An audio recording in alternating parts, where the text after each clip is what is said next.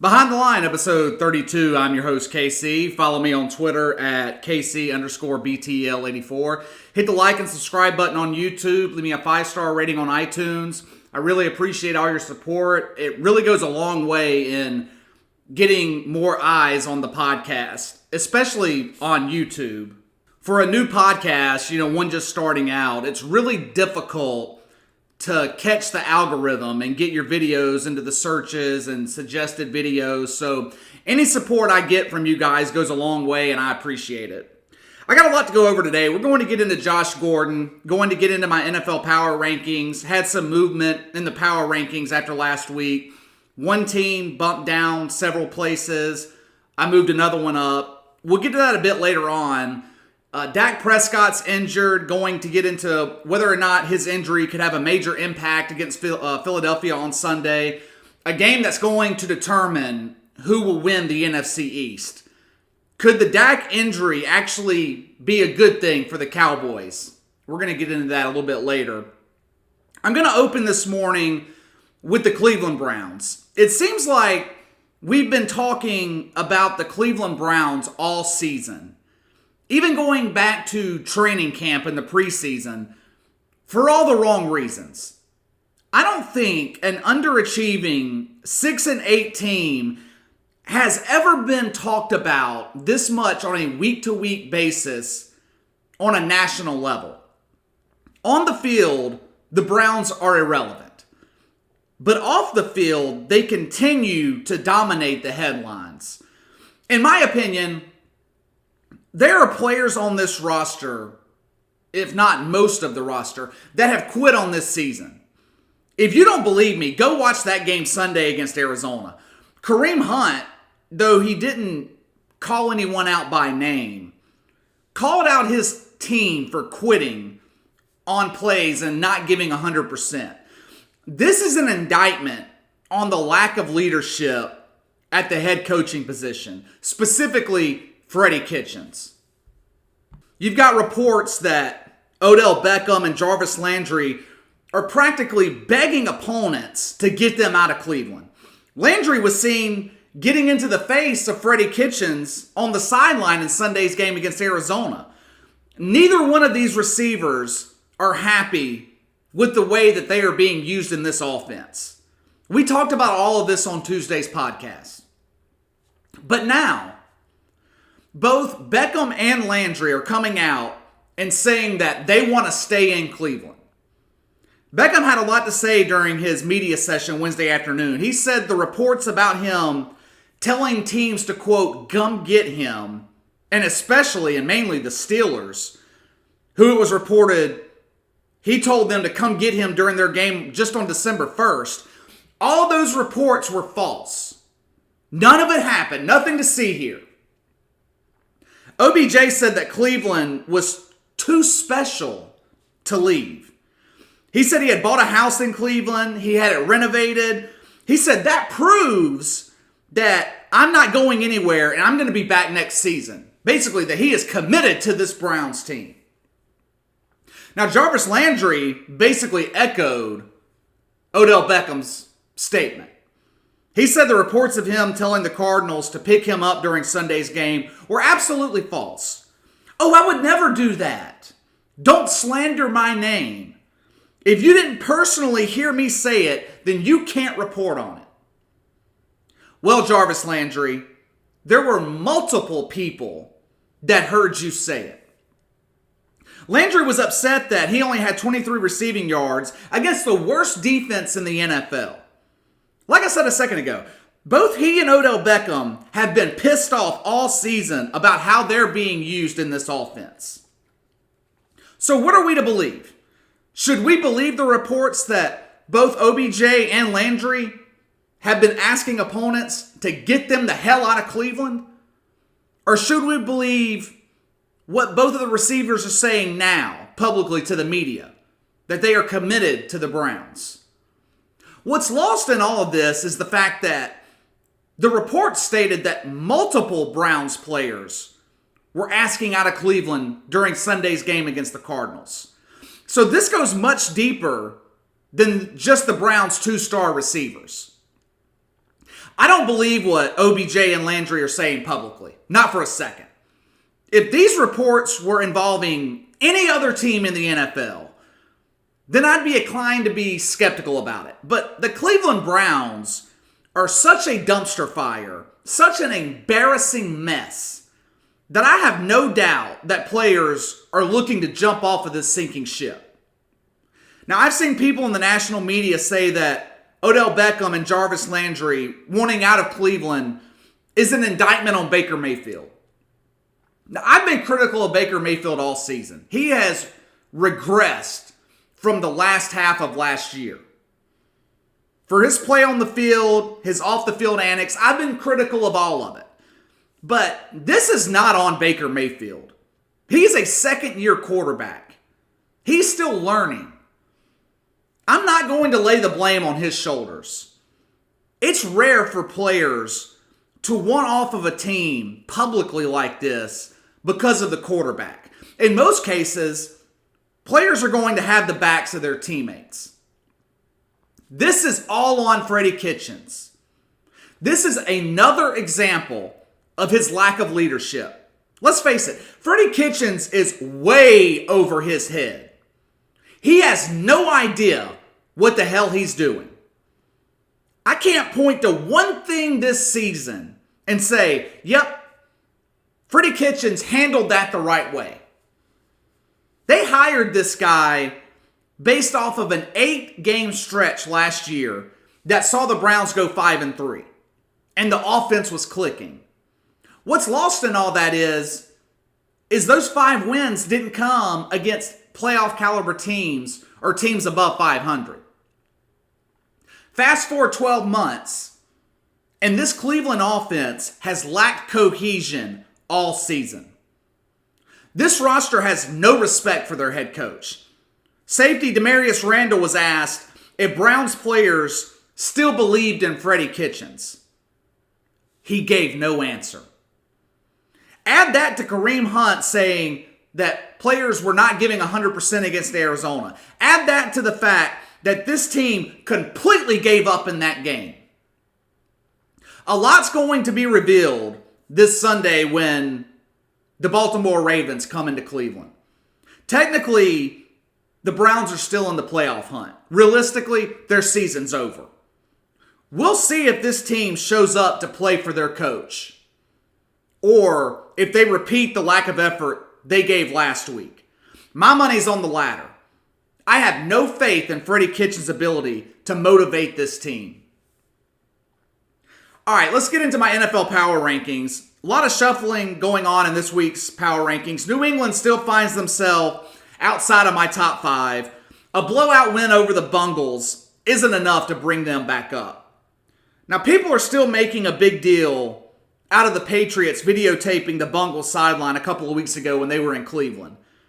I'll say now what I said then. Do you really think that Bill Belichick and Tom Brady need to quote-unquote cheat to beat the worst team in the NFL? I mean, come on.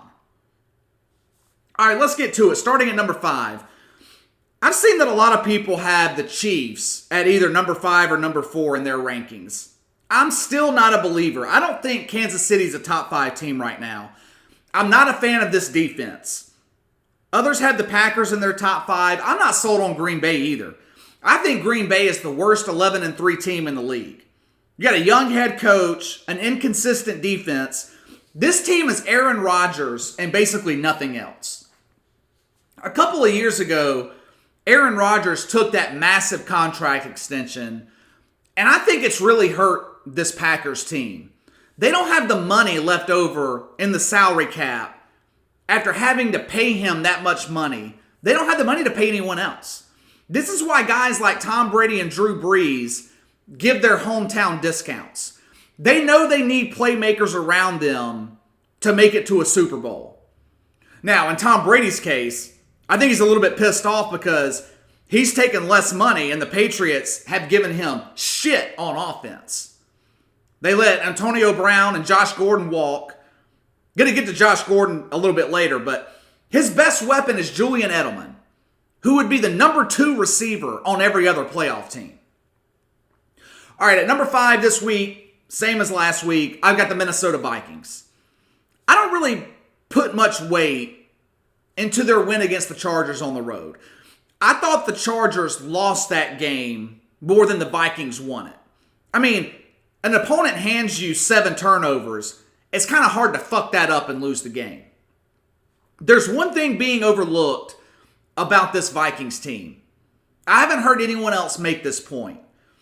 It was the same point that everyone in the media, and myself included, was making about the Cowboys before they beat the Rams last week. Minnesota is yet to beat a team with a winning record this season. Their best win is at Dallas. 3 of their 4 losses came against playoff teams.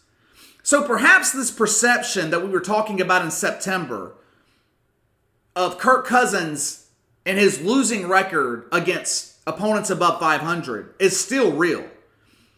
He's still struggling in big games against winning opponents. They close out the season at home against Green Bay and Chicago.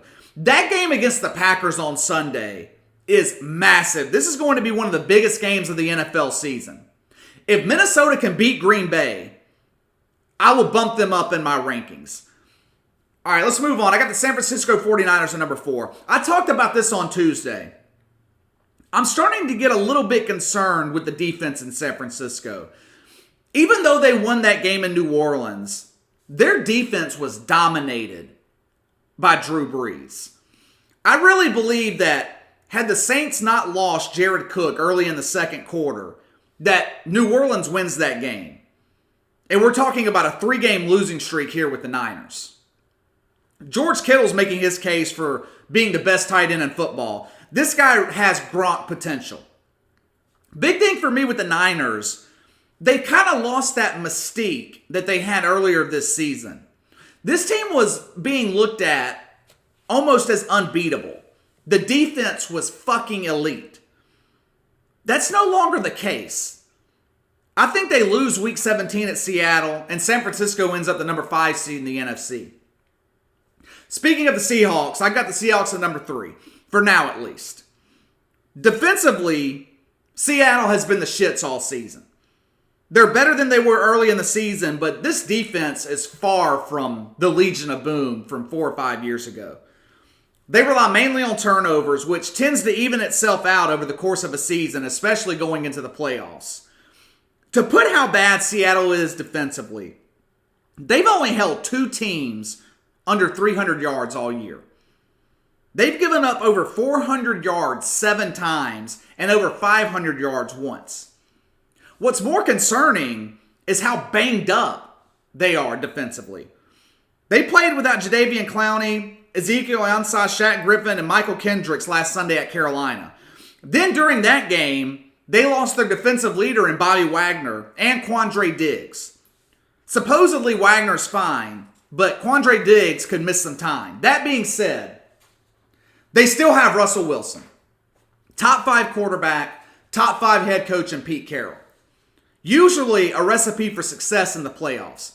Like I said earlier, the Week 17 matchup against the Niners is going to determine a lot for multiple teams in terms of playoff seeding in the NFC. And I think Seattle wins that game at home. All right, I've got my New Orleans Saints at number 2. I'm not going to sit here like everyone else and hype up their beatdown against a banged-up Colts team on Monday night. Yes, it was a great win. Saints have won 4 of their last 5 games. But I'm not calling beating an injury-riddled 6-8 team an impressive win. What was lost in all of the Drew Brees record-breaking was the loss of Larry Warford on the offensive line. Warford's been reliable since coming to New Orleans. He's a Pro Bowler. The bright side is the Saints are going to get Andrus Peat back. They're very deep at offensive line. The reason I've got New Orleans at number 2 is because unlike the past 2 years, this team is getting hot in December. Drew Brees looks as fresh in December as he's had in years. I told you when he went down with that hand injury in September that could be a blessing in disguise. Turns out that was right. Brees is on fire right now, and he does not look to be slowing down. The Saints' offense is clicking on all cylinders. And the addition of Janoris Jenkins on the defense is huge. Lining him up opposite Marshawn Lattimore should shore up the weak side of that Saints secondary and hopefully get Eli Apple off the fucking field. New Orleans is going to be a tough team to beat in the playoffs. And again at number 1, the Baltimore Ravens. I think Lamar Jackson pretty much cemented himself as league MVP with his 5-touchdown performance against the Jets last Thursday night. Surpassed Michael Vick, set the record for most rushing yards in a single season by a quarterback. Defense in Baltimore is only allowing 14 points a game since week 7.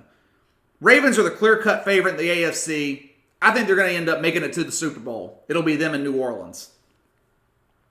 All right, let's move on.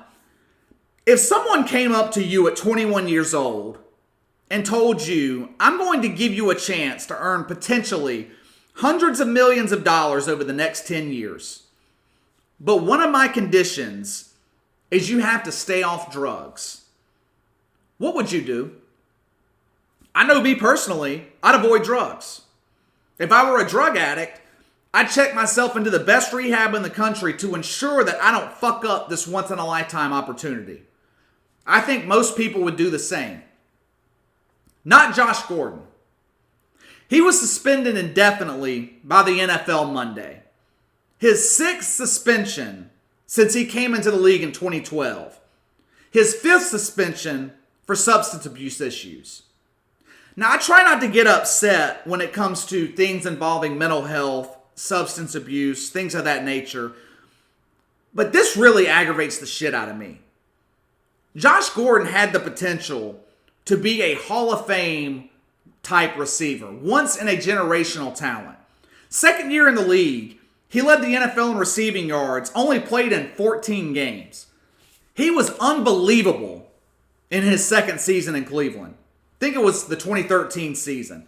After that, the wheels fell off for Josh Gordon. Everything has fallen apart. 2014, missed 11 games because of 2 suspensions. 2015 to 2016, he was banned from the NFL because of violating the substance abuse policy. Summer of 2018, he missed most of Brown's training camp due to mental health reasons. Traded to New England in September. By December, he was suspended indefinitely again for, guess it. If you guessed violating the substance abuse policy, you were right. And now Monday, of course, suspended likely for life. A large part of me feels bad for Josh Gordon. He had a rough childhood growing up in Florida. He's been very open about his struggles with his mental health, which is likely why he struggles with substance abuse. Now, I'm not a fan of Roger Goodell, but I have to say that Roger Goodell has bent over backwards for Josh Gordon. Josh Gordon even describes Roger Goodell as his mentor. So Goodell has done everything in his power to help this guy out and keep him on the field in the NFL. At this point, what else can be done? Nothing is working. I mean, seriously, if the threat of losing football, of losing your job, of losing millions upon millions of dollars isn't enough to stay clean, what the fuck else can you do? I assume by this point that he's been to multiple rehabs, therapy, you name it. Just to put something into perspective, Gordon played 5 games in Seattle. He made over $700,000 in that 5-week span. And he's basically on a veteran's minimum contract. He made more money in 5 weeks than most people will make in 10 years. So a large part of me has sympathy for him. But a small part of me is just aggravated and pissed off with Josh Gordon. I was fortunate enough to have a great upbringing. My childhood was great. Couldn't have asked for better parents. It was so good I spent an extra year and a half in college because I really didn't want to grow up. But I've also known people who had rough childhoods. Some make a success out of their life, others don't. I cannot wrap my head around how Josh Gordon, who has all the incentive and all the talent in the world, can continue to fuck everything up. Do you know how many people would kill to have his level of talent? It's frustrating because if you think about it logically, it's so simple. Stay off the dope and make millions. Now, I know that is far from a simple thing for a drug addict to stop using drugs. But this guy has the resources to get the best help in the world. You've got the support of the most powerful man in football. And for the 6th time in 6 years, you get suspended for the same thing. I mean, it's really sad. And now his NFL career is likely over. I hope it's not. I hope we see Josh Gordon back in the league one day.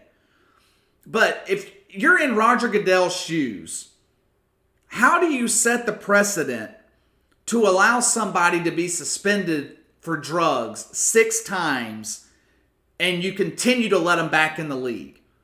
I don't envy Roger Goodell's position on this issue. I mean, I feel bad for Josh Gordon. Speaking of drug suspensions, the Oklahoma Sooners' chances to upset LSU in the college football playoffs in a couple of weeks has went from slim to none. 3 Sooners were suspended for failing a drug test. 2 of these are key players. One's a legitimate NFL prospect. Star defensive end Ronnie Perkins, running back Ramondre Stevenson are the 2 key players that I'm talking about. Perkins will be missed the most. If the Sooners had any chance of stopping LSU, they needed Perkins to be able to get after Joe Burrow. Stevens is the number 2 running back. He was used in late game situations, close out the game. All 3 players were suspended for smoking weed. Recreational marijuana use.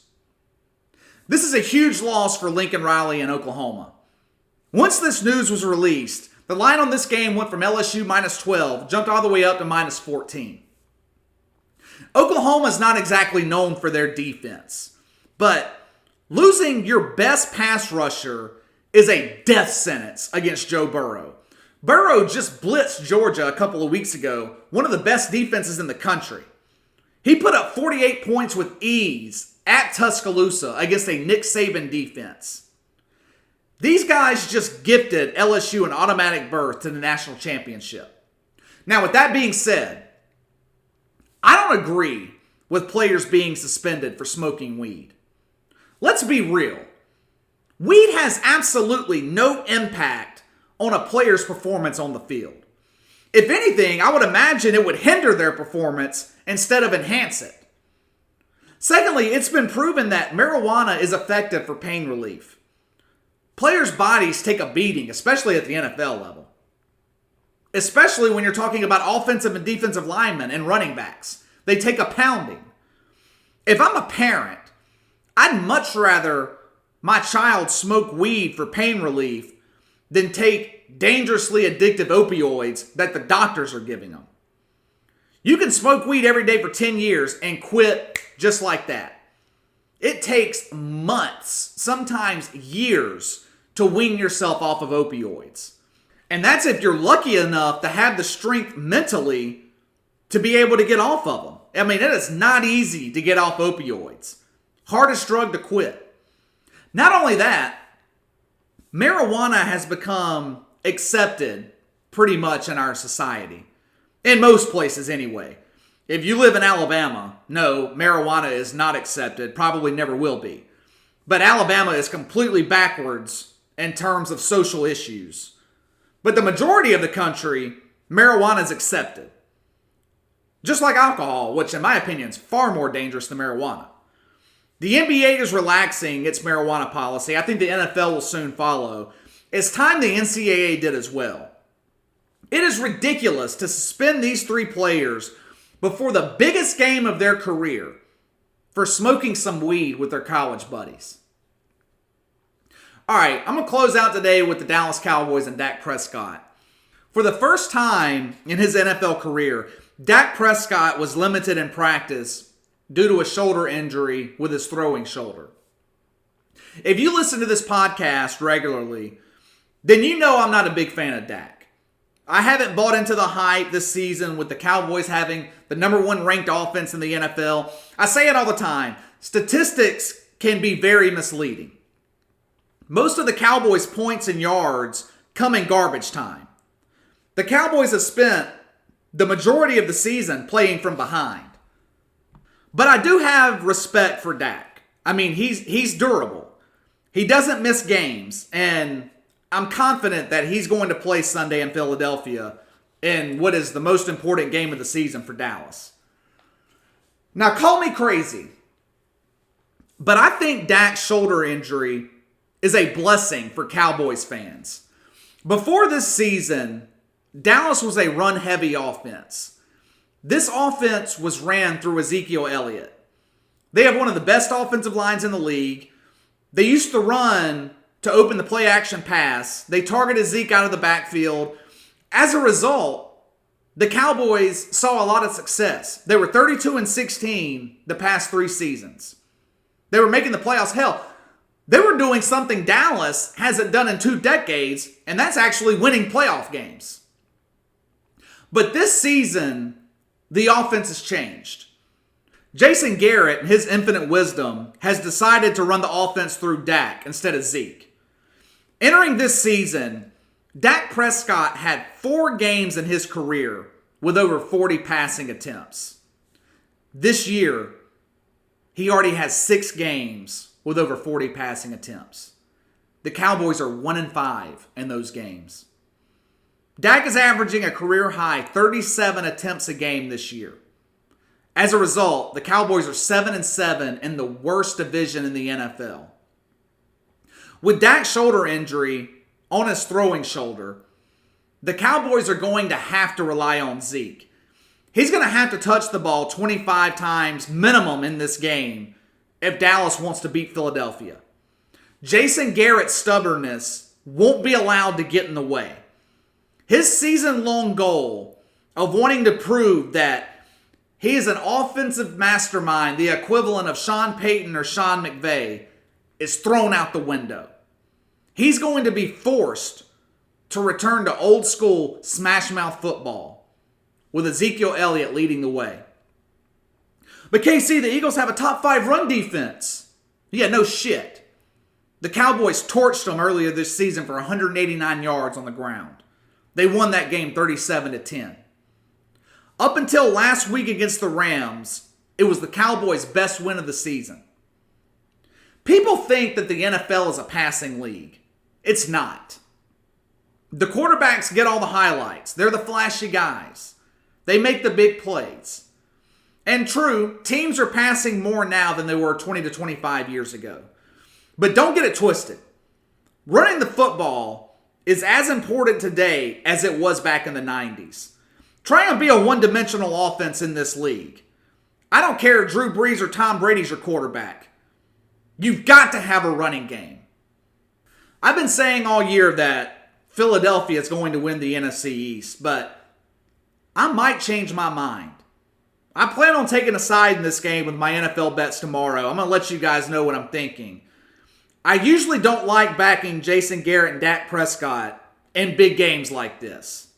They've proven their ability to choke in big moments time and time again, but with the offense more than likely being run through Ezekiel Elliott like it has been the past 3 years, the Dallas Cowboys have a good chance of going into Philadelphia and coming out with a win. The Vegas line shows that. The Cowboys are favored by a point. All right, that's all for today, guys. I'll be back tomorrow with my NFL bets for Sunday. Don't forget to hit the like and subscribe button on YouTube. Leave a 5-star rating on iTunes. Follow me on Twitter at KC_BTL84. I'll see you tomorrow morning.